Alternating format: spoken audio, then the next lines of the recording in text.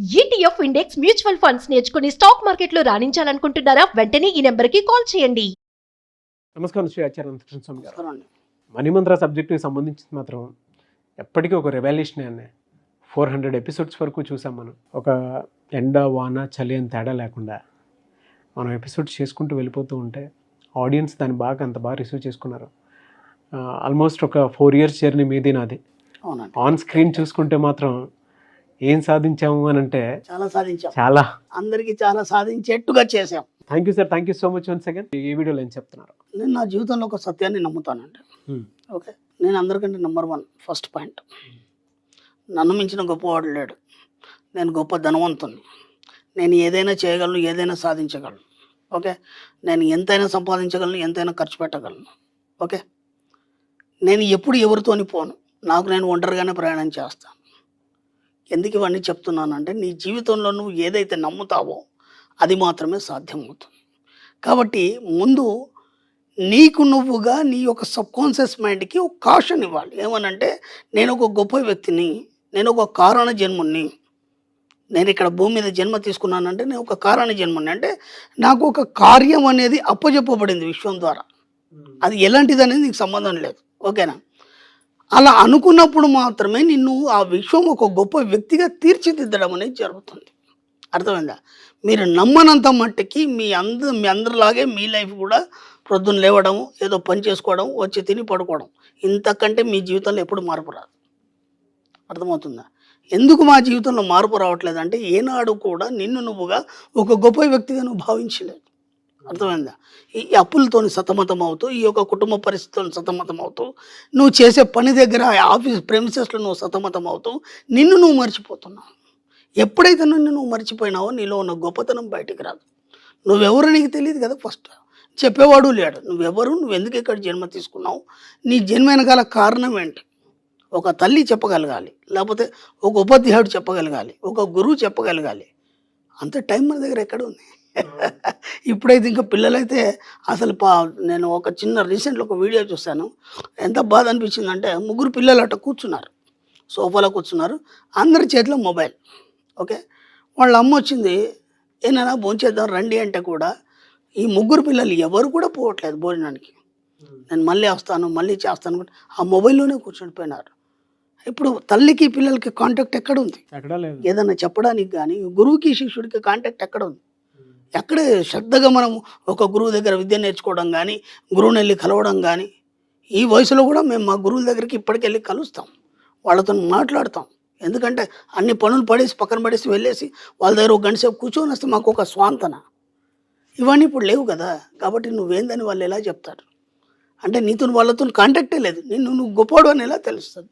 కాబట్టి నువ్వు కనీసం నువ్వు నమ్మాలి. ఎందుకంటే నేను గొప్పవాడిని, నేను ఒక కారణ జన్ముని, నాతో ఏదో కార్యం సాధించబడి ఉంది, అందుకని నేను ఇక్కడ జన్మ తీసుకున్నాను అన్నప్పుడు ఏమవుతుందంటే, నీకు దిశానిర్దేశం చేయడం అనేది జరుగుతుంది విశ్వం ద్వారా.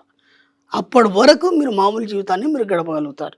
ఇప్పుడు అలా అనుకున్నప్పుడు మీరు గొప్ప వ్యక్తిగా అనుకోవడం కాకుండా దాన్ని భావించడం అనేది జరగాలి ఫస్ట్. ఓకేనా? గొప్ప వ్యక్తిగా అన్నప్పుడు నువ్వు దాన్ని భావించడం జరగాలి. మీ యాటిట్యూడ్ కూడా అంతా ఎలా ఉండాలంటే కంప్లీట్ డిఫరెంట్గా ఉండాలి. అందరితో కలిసిపోతే మళ్ళీ మీరు గొప్ప వ్యక్తి కారు.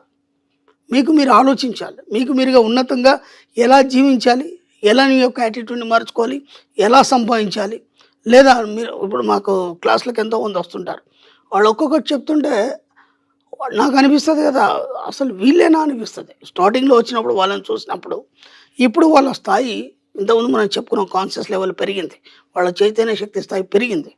వాళ్ళు ఎంత బాగా చెప్తారంటే, నేను ఒక ఫ్యాక్టరీ పెట్టదలుచుకున్నాను, ఈ దాంట్లో ఇంతమందికి ఎంప్లాయ్మెంట్ చేయదలుచుకున్నాను. ఇంకా కొందరు లేడీస్ పాపం వాళ్ళు హోమ్లీగా ఇంట్లోనే ఉండేవాళ్ళు, ఈరోజు వాళ్ళు కూడా ఏదో ఒక పరిశ్రమ కానీ లేదంటే ఒక 10 మందికి ఎంప్లాయ్మెంట్ కలిగించే స్థాయికి తీసుకెళ్లారు వాళ్ళు. ఇవన్నీ ఎలా వచ్చాయి అంటే, అప్పటి వరకు నిన్ను నువ్వు గుర్తించలేదు. అవును, నువ్వు ఒక గొప్ప వ్యక్తిగా నిన్ను నువ్వు గుర్తించలేదు. ఎప్పుడైతే ఇది తెలిసిందో, తెలిసిన మరుక్షణం దాని వైపు ప్రయాణం చేయడం జరిగింది. మన క్లాస్లోకి వచ్చిన తర్వాత అసలు మీ లైఫ్ ఏంది, మీరు ఎందుకు జన్మ తీసుకున్నారు, ఎందుకు డబ్బు సంపాదించాలని సంపాదించాలి. ఓకేనా? డబ్బు సంపాదించడం ఎందుకు సంపాదించాలి?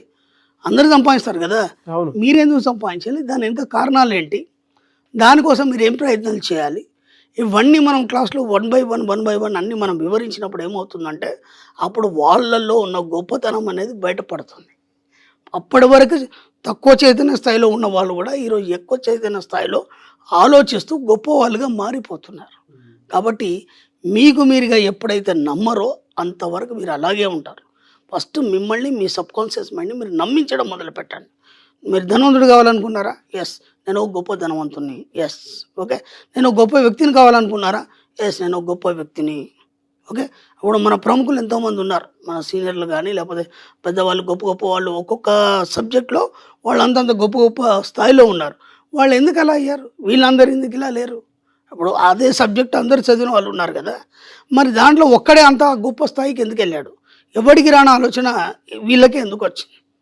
ఇప్పుడు మోక్షగుండ విశ్వేశ్వరయ్య గారు ఉన్నారు, అంత గొప్ప ఎందుకైనారు వాళ్ళు? ఇప్పుడు ఆయన తర్వాత ఎంతోమంది ఇంజనీర్లు వచ్చారు, మంచి మంచి కట్టడాలు కట్టారు. ఆయన ఇప్పటికి ఆయన పేరే మనం ఎందుకు చెప్పుకుంటున్నాం? అంత కాన్షియస్ స్టేజ్ ఎవరు చూడలేదు ఆ సబ్జెక్ట్లో. ఎస్, ఒక్కొక్కటి ఆయన జీవిత చరిత్ర చదువుతుంటే ఒళ్ళు గగురుపడొస్తుంది. ఆయన చేసినటువంటి ఆలోచనలు కానీ ఆ యొక్క కట్టడాలు కానీ అవన్నీ వాళ్ళు ఆ స్థాయికి వెళ్ళారంటే వాళ్ళ చైతన్య శక్తి స్థాయి చాలా హై లెవెల్లో ఉంది. అంటే వాళ్ళని వాళ్ళు నమ్మారు ముందు. ఆ నమ్మినప్పుడు మాత్రమే మీ జీవితంలో ఆ స్థాయికి వెళ్ళడం జరుగుతుంది. కాబట్టి మీరు మీ సబ్కాన్షియస్ మైండ్ నమ్మించండి.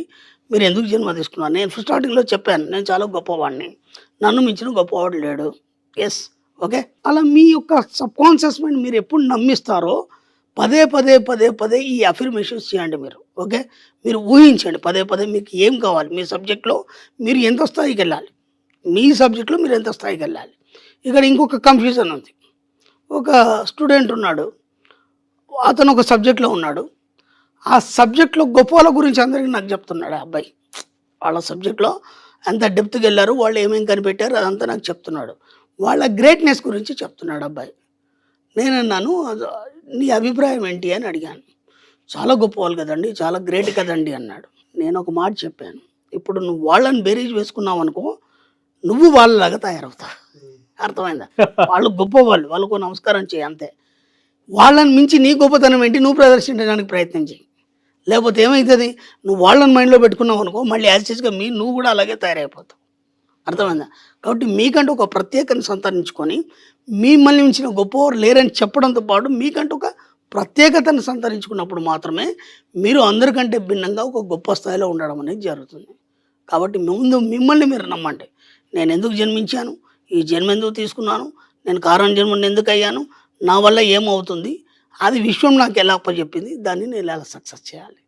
ఈ 4-5 విషయాలను కనుక మీరు గట్టిగా నమ్మితే ఖచ్చితంగా మీరు వాళ్ళని మించిన గొప్ప వాళ్ళు కావచ్చు, మీ పేరు కూడా చరిత్రలో నిలిచిపోవచ్చు. ప్రయత్నం చేయండి. నమ్మాలి, ఫస్ట్ నమ్మాలి. మీలో ఉన్న గొప్పతనాన్ని మీరు నమ్మాలి. అంటే మిమ్మల్ని మీరు ఎప్పుడు కాషన్ చేసుకోవాలి, మీ బాడీని కానీ మీ మైండ్ని కానీ. మీరు ఎప్పుడైతే కాషన్ చేసుకోవాలో, ఎప్పుడు when you take rest you rust. ఎప్పుడైతే మీరు హాయి కూర్చున్నారు, పడుకున్నారు, ఇంకా ఏం పని లేదనుకోండి, అప్పుడు ఏమైతే చిలుంబడిపోతారు మీరు. కాబట్టి ఎప్పుడు కూడా మనసుకు కానీ బాడీకి కానీ ఎప్పుడు ఏదో పని అప్పచెప్తున్నాడు మీరు. ఎంత పని అప్పచెప్తే అంత షార్ప్గా తయారైపోతుంది. ఒక మేక ఉందండి, అక్కడ కింద పడిపోయింది, ఒక 2-3 రోజులు కాగానే తుప్పు పడిపోతుంది. అదే మేక తీసి మీరు గోడకు కొట్టారు, రోజు షర్ట్ వేస్తూ తీస్తున్నారు, ఒక 4-5 సంవత్సరాలైనా అది అలాగే ఉంటుంది. కాబట్టి when you take rest you rust.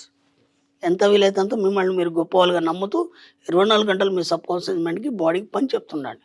ఎప్పుడు అలర్ట్గా ఉంటారు, షార్ప్గా ఉంటారు. గ్రేట్ సార్, థ్యాంక్ యూ అండి. Thank you so much Shri Acharya Anantakrishna Swami గారు. థ్యాంక్ యూ అండి.